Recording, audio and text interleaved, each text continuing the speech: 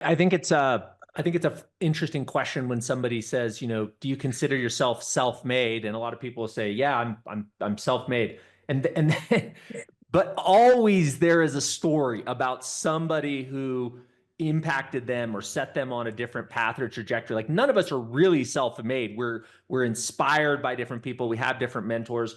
What was in it for Gary? Like this, how old are you at this point now? Are you 20? 20. Yeah. Yeah.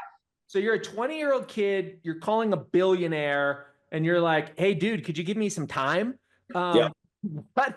I'm sure your pitch was better than that, but what was in it for Gary, and how would you suggest that other people listening to this might go about cultivating these mentors?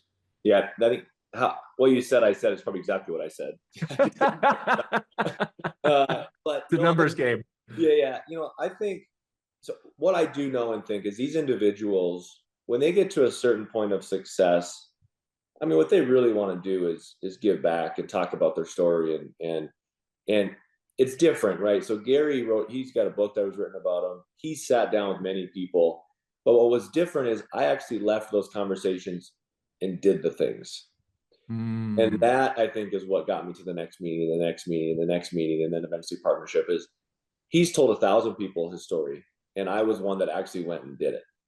And I listened and I did it. A lot of people listen and then go back to their life and don't actually do it. So these individuals, they love to tell their story, but they also like to, it's rare if somebody they're telling it to actually takes it and does something.